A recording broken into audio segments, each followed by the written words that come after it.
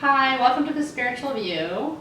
Today we're going to continue our chakra series and we're going to talk about the heart chakra. I'm Christina. I'm Bisma. I'm Christine. And I'm Carlene. Yeah, so this is... The heart chakra is a big one. Yeah, that's why we're spending this whole episode on the heart chakra itself. Yeah, it's the beginning of our upper chakras. Yeah. So it's kind of the in-between stage between the lower and the upper chakras, and it helps you kind of like take in all the information you get from the other chakras, and it kind of filters it through what is near and dear and important to you, I think. Mm-hmm. Yeah. So the color for the chakra is green, Mm-hmm. and there's some really good crystals for that. Yeah. So some crystals for the heart chakra: rose quartz. It's always a really good one, really soothing. Another one would be like green tourmaline, jade, emerald. I actually surprisingly don't have a lot of green crystals, but I have a lot of rose quartz. I am wearing green. It's pretty amazing for the heart chakra. Yeah, it is. So if you're ever going through That's any a go-to. heartbreak, Yeah. you just want to have a nice piece of rose quartz. Yeah, for sure. That's a good one. Yeah. Well, the mantra for the heart chakra is Yam. So it also like opens your heart, it connects you to your entire being, physically, emotionally, spiritually, and it just really clears and connects you to all that is. Yeah, so the heart chakra, like we were saying, is the center. We have 3 chakras below and we have 3 chakras above, well, the main centered ones. And so it's considered to be the integrating chakra that connects our mind to our body. So if there's any imbalances in any chakras, it will throw off your heart chakra. Or if there's any imbalance in your heart chakra, it can throw imbalances in your other chakras. So it's kind of very important to work on aligning your chakras, but also to focus on your heart chakra. And you can do that with the sound. Mm-hmm. Oh, did we write any affirmations down? Well, the main ones would be like, I am love, I am loved, I am surrender, I am compassion. I love and accept myself. Yeah. What other ones? So I think the main thing is that the heart chakra kind of represents all the things that are the most important to you. You know, you might have people in your life who tell you or give you directions in terms of like how you should live your life or what you should do, and maybe you think a lot about what you should be doing or how you should be I don't know, how you should be living your life, but the heart is really what it carries, the values that are most important to you, and I think that's where you express it. Mm-hmm. Yeah.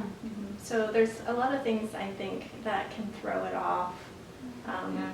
It is how we connect with others in relationships. Yeah, relationships with others. So it's the center of how we relate to ourselves and other people, and so like expectations and all of that comes into play. But I guess one of the biggest tools for opening and healing your heart chakra is working on self-acceptance, self-worth, self-love, self-value. And one point I'd like to make on that is that in our culture, probably in a lot of cultures, in child development, when we're growing up, we're conditioned to believe that we are valued when someone else is praising us. So we're conditioned to be taught that I'm a good girl because so-and-so says I'm good at this or I'm good at that. So we place our value outside of ourselves at an early age. And so part of the healing process and spiritual awakening for a lot of people is unlearning that and learning that I am fulfilled within myself first. And although our culture may think that's a selfish thing to do, it's actually really important because you can't really fill other people's cups with your love if your cup is empty. Because if you can't fulfill your needs and yourself with your own love first, you're not going to have much to give out. So it's a really important step to work on. It's like the airplane mask. You got to put it on first before you Right. help other people. That's true. That's Yeah. a good little metaphor right there. Yeah. Yeah. And so I think one thing that we don't learn how to do, and I think you had a good example of this, Bisma, is like you know, treating yourself out and like doing things on your own for your own enjoyment, you know, and just being really good to yourself. I think that's a really good thing to do. And it was something that we definitely learned how to do in my healing school, at least, like, you know, give yourself a massage or like go out and get the treatment that you would want other people to get. Because Self-care. Oh yeah. You take yourself out to dinner, eat something you like. Especially in the times of all the crazy mayhem that's going on right now. You know, we're really close to Santa Rosa. I live in Santa Rosa, and there's been fires going on. And, you know, as a healer, I was offering healings for people, like offering Reiki at clinics. And a few of the people that came in that I met personally were massage therapists, acupuncturists also. And they're like, I haven't had a session with anyone for a really long time, because they're a healer, right? So it's like the plumber usually has broken plumbing at their house because they don't do that for themselves, but they give it to other people. But really what we learn when we start to develop spiritually is that in order for us to be a good healer or be a good lover or be a good friend, we really need to be that for ourselves, because it's like a law of attraction. Wherever you're at, you're going to attract people at that same place. And that's the other thing about the heart chakra that's really important with as far as love relationships goes. You're going to attract people at the same level that you value and love yourself. So if you find that you have a repetitive pattern of attracting people that treat you badly or don't respect you or don't value you, take a look at yourself for a second and really see how you talk about yourself in your head. How do you treat yourself? Because you may find that you may inadvertently be feeling that way about yourself. And when you start to work on that, you will notice you attract a higher caliber of relationships to you. So it's actually, it's good in many ways, not just for love relationships, but for friends, for being a parent, for being, a daughter, a wife, whatever you are. And raising that level of love for everyone around you, just by doing it for yourself.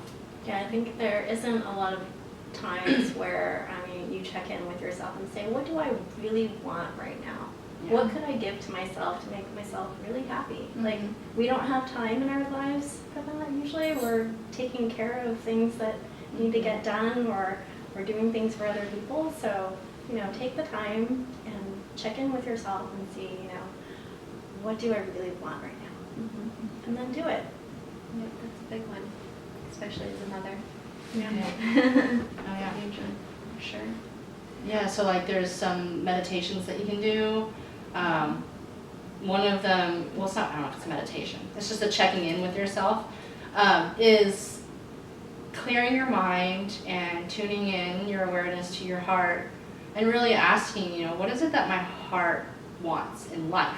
Like, it's a really deep question, but you may find that you get a different answer than what your mind may be coming up with. Your mind might be saying, I dream to be a veterinarian one day. But then if you really tune into your heart, you may realize, what I really want is just to feel really strongly connected with people. Something's really simple, but also very deep. So our heart has its own desires. We store our desires here, and this is where we manifest our desires also. So being in tune with that and being in alignment with that can really help to bring those things to you. Laughter is also really important, I think, and like raising the vibration of joyfulness and amusement. Yeah, good comedy show, funny TV show, laughing, jokes with friends, anything that just makes your heart sing, A perfect example of someone with a really open heart chakra is any child, right? All children their heart chakras. They're so in tune with in alignment because they haven't really grown up and gone through all the hard stuff yet.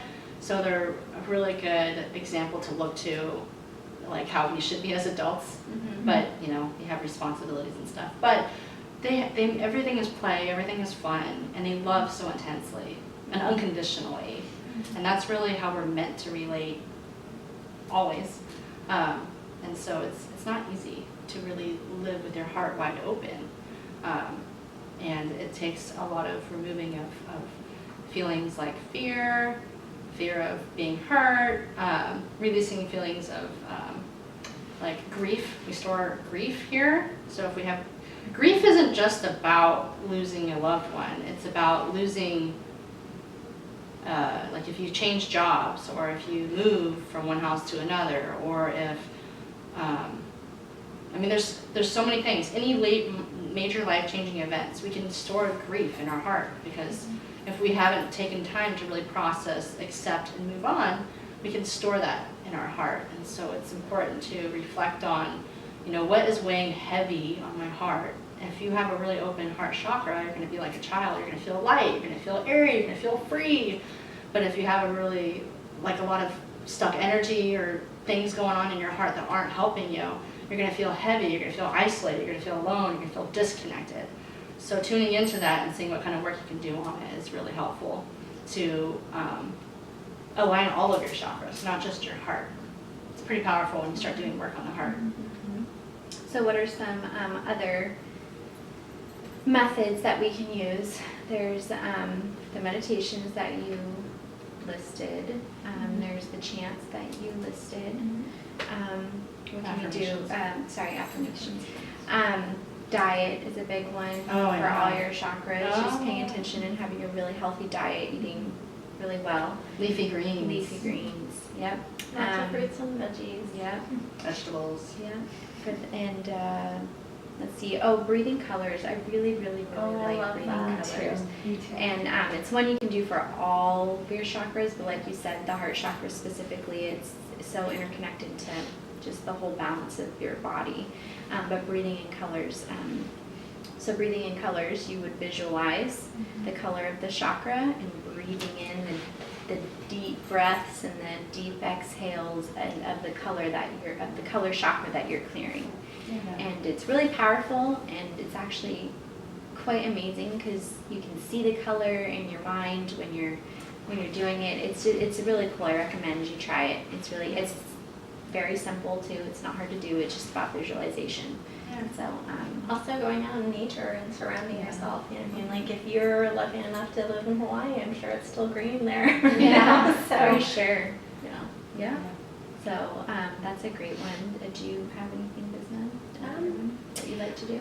I feel like with the heart, it's again like what Carlene said about feeling joy. So anything that you do that brings you so much joy, even creatively. So dancing, singing, drawing, anything that makes you feel like you're like open and that you're able to receive and you're able to give. Because when we do those like acts of like artistic expression, it just connects us so strongly with the light, the divine. It opens our heart. So I like to do that. But, Yeah, I was actually, so this is a great book about all the chakras. It's called The Wheels of Life.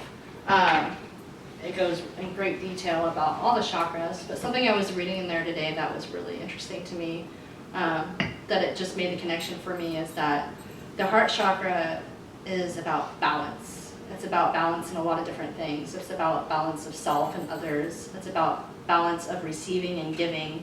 It's about balance of the ego versus being free of the ego. And part of the work of balance is balancing out how much ego and how much you're coming from love and compassion versus, you know, self-defense mechanisms. And because we need some of that, right? We need some ego for survival, but at the same time, if we let ego reign, then we're coming from a place that's outside of love, and it's not really, doesn't feel good for people, because usually the outcome of that is less than what we desire, because it's not coming out of love. It's not coming out of a place of good intention, and also It won't be fulfilling. yeah, a release of expectations also, and being accepting of what is like outside of you. So I thought that was really cool to see that, because I guess I'll go into a personal story. We can tell some personal stories. So can we just give the author of the book? The name is Anodia Judith. Yeah, she has a PhD, and she is accredited for bringing the Eastern ideas of energy and chakras to the Western side of the world. So one of my personal experiences with healing the heart, which is I'm still always working on, we're always healing, we're always working on evolving, but for me was this balance of receiving and giving, because I never really listened to what it was that I wanted. I was always so in tune as an empath on what everyone else around me needed that I was constantly people pleasing. And when I started to realize that was my pattern and that was what I was doing, I started to realize that I was having, the backside of that is having some resentment, right? I had some resentment because I was always giving everyone what they wanted, but I wasn't feeling fulfilled. And that was kind of in the back of my mind. It wasn't something I was aware of. But when I really started to tune into that, I was able to realize that my resentment was due to my own actions. I couldn't put it on anyone else because I was acting out of a place that was outside of my needs and my desires. So when I started to really tune in to what it is that I need to feel fulfilled, and really tune into what I need and what I want to feel full of love and joy, then I was able to be available for other people where they're at, but without actually like throwing energy outside of myself. So I was containing my energy within me while also meeting the needs of others, but for myself first. And I really find a lot of value in self-care and self-love and self-acceptance, which is not easy to do. It really isn't. And through my work of hypnosis, I realized I had a lot of subconscious things that I learned as a child from what adults were telling me. You know, like, oh, you can never do that, you're not good enough, oh, you're stupid, you're dumb, oh, you can't do that, you know. I had a lot of other people's voices and stuff stored in my heart. I took it on as my identity of who I was. And so when I started to really look at those and shed those, I started to realize those aren't mine. That's not mine. That's not who I am. And I really got to evolve in getting in touch with who I really am and who I really can be and who I really want to be and what my desires are. And also releasing, something I've had to really work on is releasing the feeling of that being selfish, because I had been told a lot by my family that I was selfish for wanting things and for saying I wanted something a certain way or whatever. That, oh, you know, we can't afford that, or we can't do that, or you can't do that, you know, that's not for us, that's for them. All this stuff I was told. So it's unlearning all those limiting beliefs that I stored in my heart that were stopping me from receiving love for myself and also from other people. So when I really started to heal that, I feel like the love that I have for myself is a lot more intense, but also the way I love other people is a lot more intense.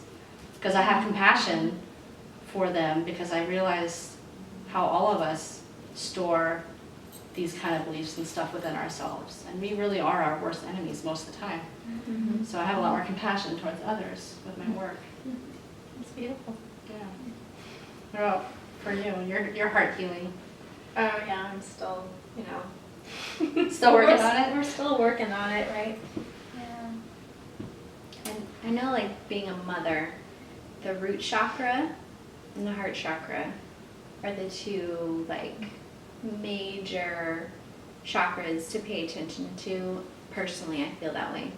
Just being grounded, and then also, like you said, self-care. Because being a mom, specifically, you know, takes tolls on you in a lot of different ways, and you're always giving. And so to really kind of take a step back and to honor yourself, and it took me 4 years now to figure out. I'm going on my second child, so it takes some time to really release a lot of doubt in your mind, and to just honor the things that make you feel good and to not be afraid to do it.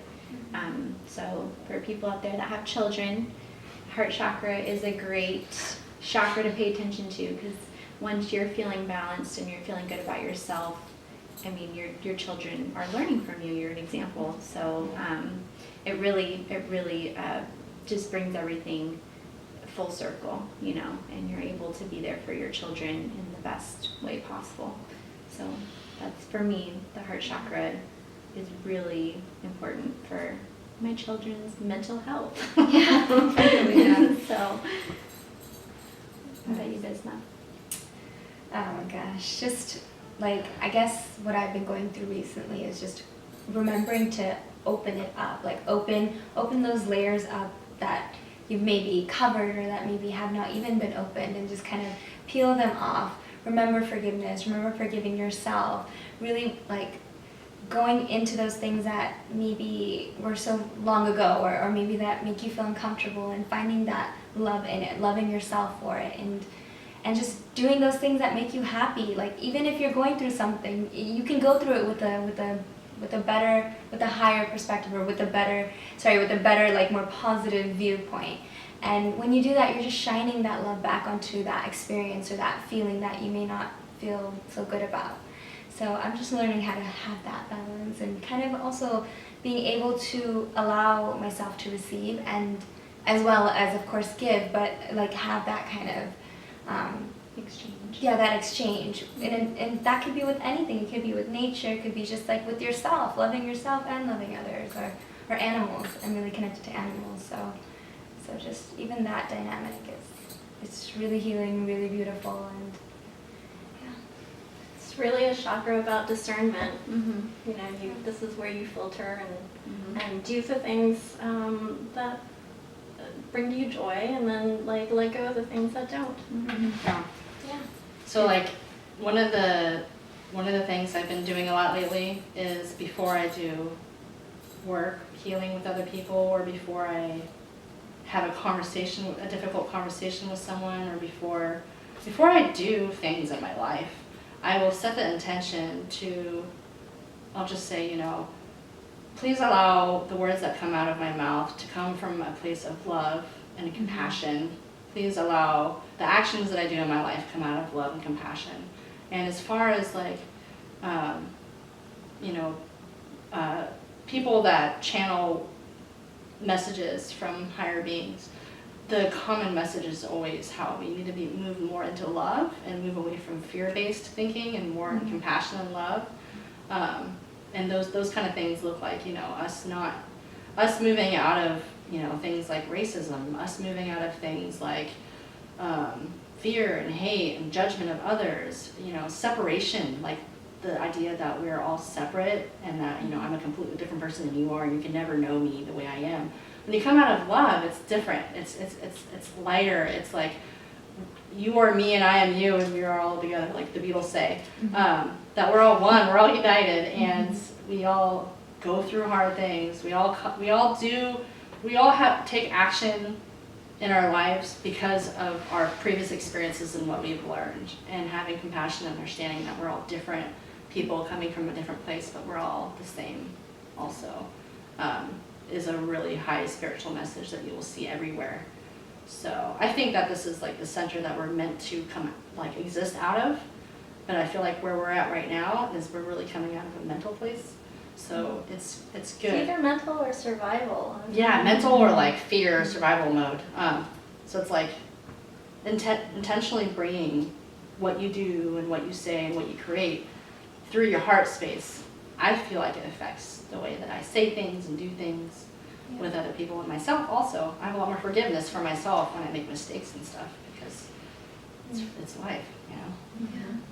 Yeah. Well, I think that wraps up our heart chakra video. Yeah. So the next video is going to be about our upper chakras above the heart, our throat, our brow chakra, our crown chakra, and we'll throw in a little bit about the ear chakras. So stay tuned, and thanks for joining us. Thank Thanks for coming.